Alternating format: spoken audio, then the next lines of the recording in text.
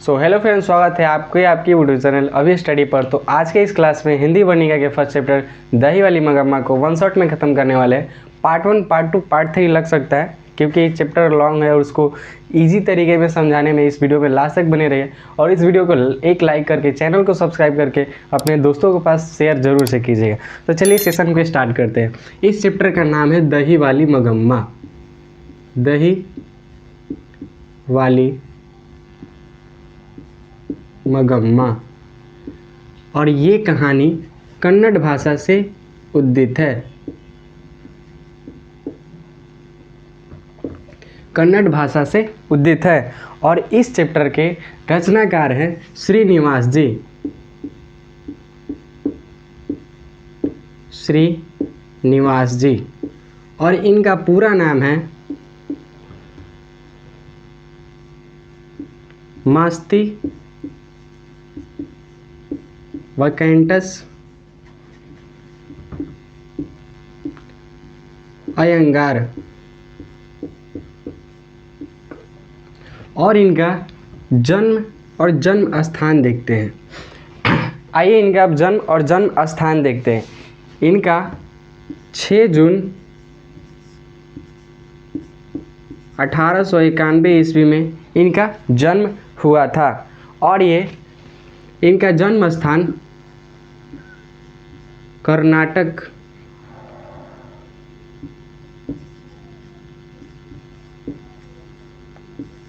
कर्नाटक में हुआ था।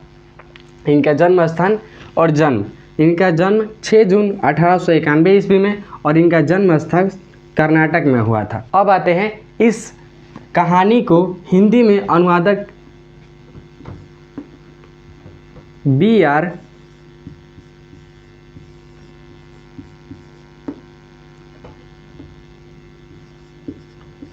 नारायण ने किया है।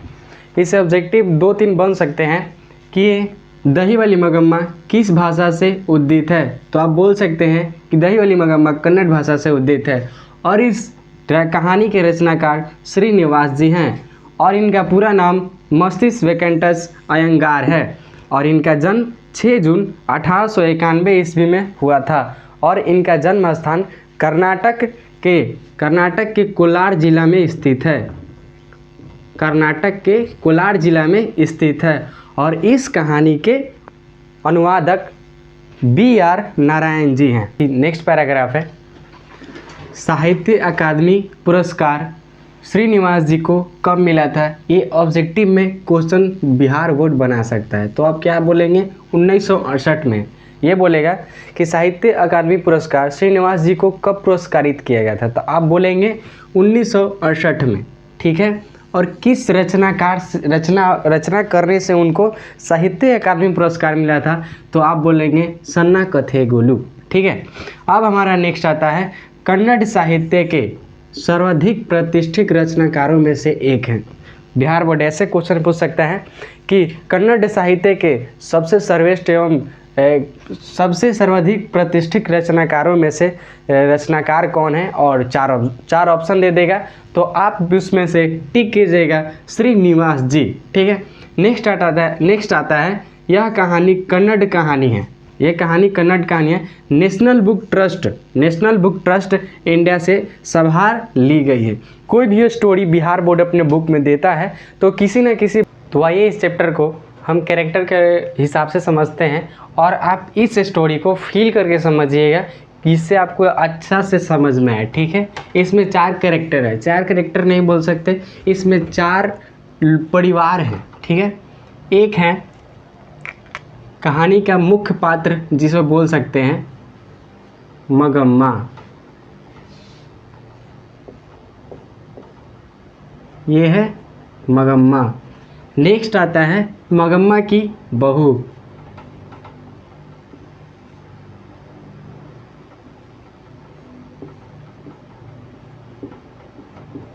थर्ड आता है मगम्मा की बेटा।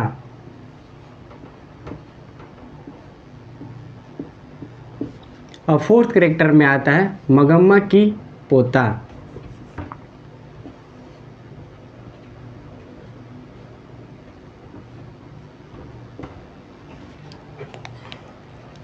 ये है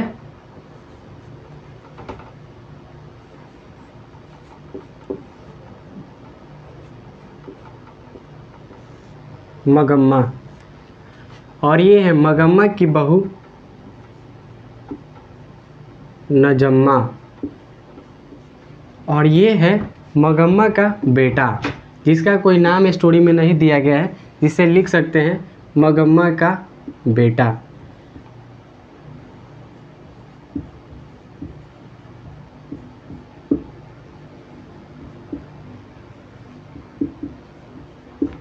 फोर्थ में आता है मगम्मा का पोता। अब देखते हैं, ये फर्स्ट कैरेक्टर है, सेकंड कैरेक्टर, थर्ड कैरेक्टर और ये है फोर्थ कैरेक्टर। अब देखते हैं मगम्मा क्या करती थी। तो मगम्मा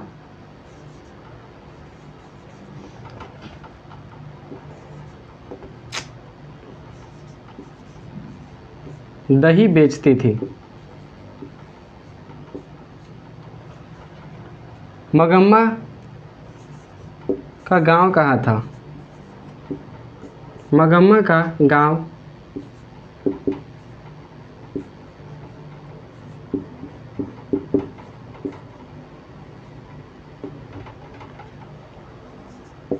वेंकटपुर था।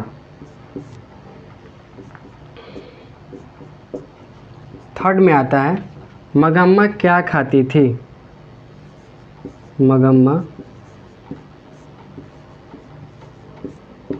पान सुपारी खाती थी। और नेक्स्ट में आता है नजम्मा। नजम्मा जिसमें इस स्टोरी में इसका मुख्य पात्र नहीं है, बस इन्हें दर्शाने के लिए हम आपको बता दिए हैं। ऐसे बोल सकते हैं नजम्मा मगम्मा की बहू है और ये सिर्फ झगड़े लड़ाई करती थी। झगड़े लड़ाई। और ये है मगम्मा का बेटा जो बीच में ना कभी अपने माँ की बात मानता था तो कभी अपने वाइफ की। और फोर्थ कैरेक्टर है उनका पोता।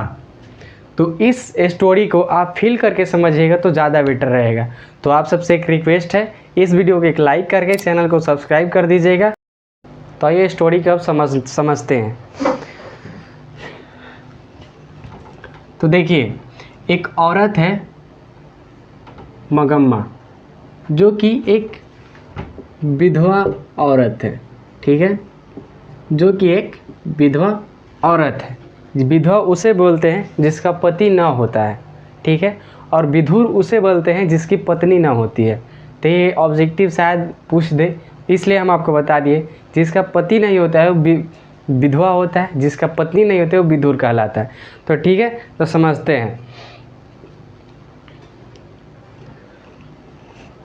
तो मगम्मा एक विधवा औरत है जिसका एक बेटा है, एक बहू है, एक बेटा है, एक बहू है और एक पोता है, ठीक है। मगम्मा पेशे से वो दही बेचती है और वो दही बेचने शहर बेंगलुरु जाती है। बेंगलुरु जाती है, ठीक है। दही बेचने कहाँ जाती है? तो बेंगलुरु जाती है। जब मगम्मा दही बेचकर जब लौटती है तो वो रास्ते में अपने पोते के लिए कुछ मिठाइयाँ ले लेती है, ठीक है। अब आते हैं नेक्स्ट। ये अब स्टोरी को यहाँ से घटना स्टार्ट करते हैं कि स्टोरी में हुआ क्या था, ठीक है। मगम्मा रोज़ की तरह अब दही बेचने जाती थी और शाम को लौटती थी तो वो अपने पोते के लिए मिठाई लेकर आती थी, ठीक है।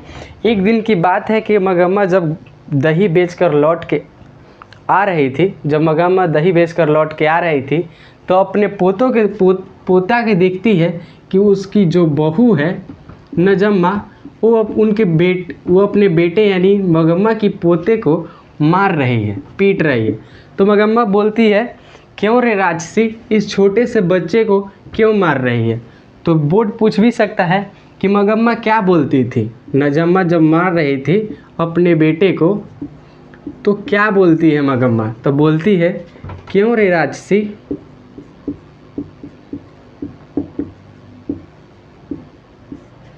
इस छोटे से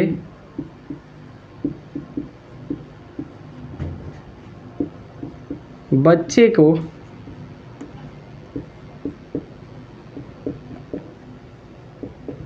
क्यों मार रही है।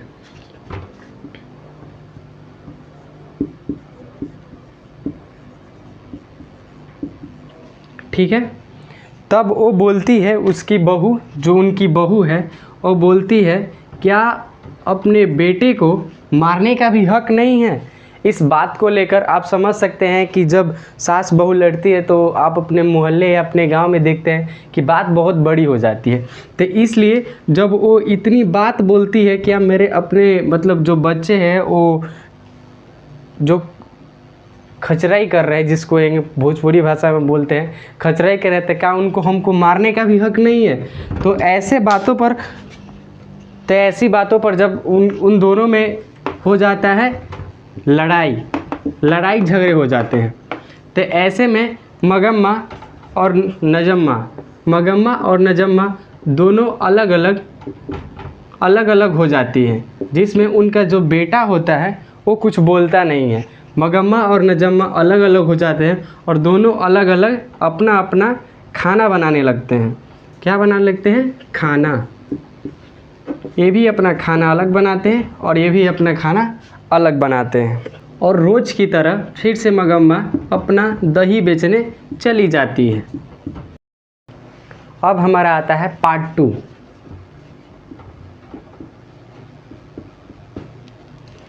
अब इस पार्ट 2 में और कैरेक्टर ऐड होंगे, जैसे एक है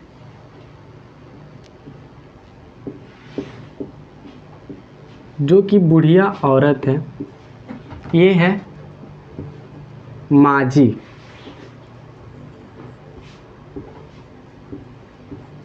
जो कि लेखक की माँ है। तो आप ही बताइए, जब मगम्मा नजम्मा से जब लड़ाई की थी तो क्या मगम्मा अपने घर पे पैसा रखेगी? नहीं। तो अपने जो भी दही बेचकर उसे पैसा मिलता था वो माँ जी को दे देती थी कि वो अपने घर पे पैसे रखती तो उसका जो बहू थी वो ले लेती। इसके कारण अपने माँ जी को, जो जिनकी इस स्टोरी के अनुसार इनको इसमें मुख्य पात्र भी नहीं मान सकते, लेकिन इनमें इनका कैरेक्टर बहुत ही बढ़िया है, इसलिए अपने जितने भी पैसे दही बेचकर लाया करती थी वो माँ जी को दिया करती थी। ठीक है। तो अब नेक्स्ट कैरेक्टर आता है जो कि बहुत ही खतरनाक तो नहीं बोल सकते लेकिन फिर भी है। नेक्स्ट कैरेक्टर आता है रंगप्पा, जो कि पेशे से जुआरी था।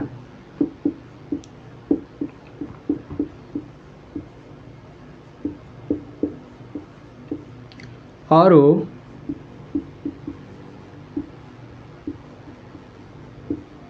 मगम्मा की गांव का ही था। जो रंगप्पा